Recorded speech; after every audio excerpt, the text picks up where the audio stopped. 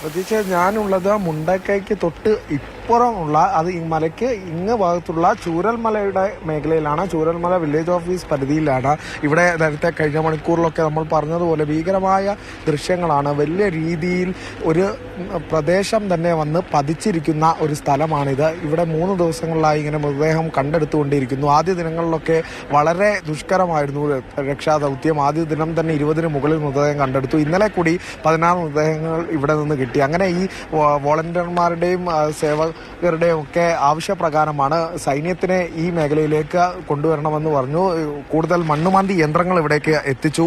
ഈ JCB ഇറ്റാച്ചിയും ഉൾപ്പെടെയുള്ള മണ്ണുമാന്തി യന്ത്രങ്ങൾ ത്തിക്കൊണ്ടുള്ള ഒരു തിരച്ചിലാണ് രാവിലെ മുതൽ നടക്കും. ഒപ്പം തന്നെ ഡോഗ് സ്ക്വാഡ് ഇവിടെ എത്തി. ഈ ഡോഗ് സ്ക്വാഡ് പരിശോധിച്ച ആണ് ഈ 5 ലൊക്കേഷനുകൾ സ്പോട്ട് ചെയ്തു കൊടുത്തു. അതിന്റെ അടിസ്ഥാനത്തിൽ കേന്ദ്രീകരിച്ച് നടത്തിയ പരിശോധനയിൽ കൂടിയാണ് ഇപ്പോൾ മൃതദേഹങ്ങൾ കണ്ടെത്തിയിരിക്കുന്നത്. ഇന്ന് ഈ സമയം വരെ 5 മൃതദേഹങ്ങൾ കൂടി കണ്ടെത്തിയിരിക്കുന്നു എന്നുള്ളതാണ് ഇവിടുത്തെ ഒരു സ്ഥിതി എന്ന് പറയുമ്പോൾ ദൃശ്യങ്ങളിൽ നിന്ന് നമുക്ക് വ്യക്തമാകുന്നുണ്ട്. ഒരു മരങ്ങളുടെ ഒരു കൂമ്പാരം പോലെ മരങ്ങൾ ഇങ്ങനെ കിടക്കുകയാണ്.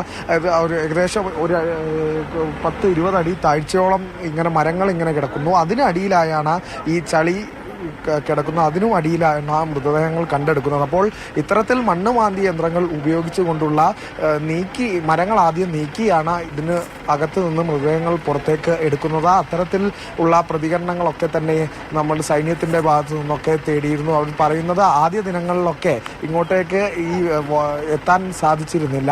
ഈ ഒരു ഭാഗത്തേക്ക് രക്ഷാപ്രവർത്തനം തീർത്തും വിഫലമായ ഒരു സാഹചര്യമായിരുന്നു. പിന്നീട് ഈ കഴിഞ്ഞ 3 ദിവസങ്ങളിലായാണ് ഇവിടെ മൃതദേഹങ്ങൾ കണ്ടെത്തിയത്. അതിന്റെ അടിസ്ഥാനത്തിൽ കൂടിയാണ് ഇപ്പോൾ മണ്ണുമാന്തി യന്ത്രവും സൈന്യവും ഒപ്പം തന്നെ ഡോഗ് സ്ക്വാഡ് ഉൾപ്പെടെ എല്ലാ സേനാ വിന്യാസങ്ങളുമായുള്ള പരിശോധന ഈ പ്രദേശത്ത് നടക്കുന്നത്.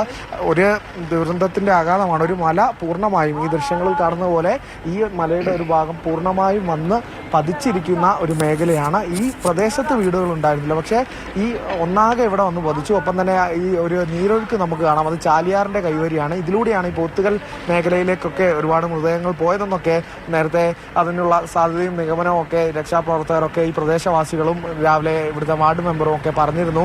അത്തരത്തിൽ ഈ ദിശ വരെ മാറി ഒഴുകിയ സാഹചര്യം ഉണ്ടായത്, ഈ പുഴയുടെ ദിശ വരെ മാറി ഒഴുകിയ ഒരു സാഹചര്യം ഉണ്ടായത് ഇവിടെ ഇങ്ങനെ ഒട്ടാകെ വന്ന് വധിച്ച. ശരി അരുൺ അമൃതനാഥാണ് അവിടുത്തെ സാഹചര്യങ്ങൾ വ്യക്തമാക്കിയത്.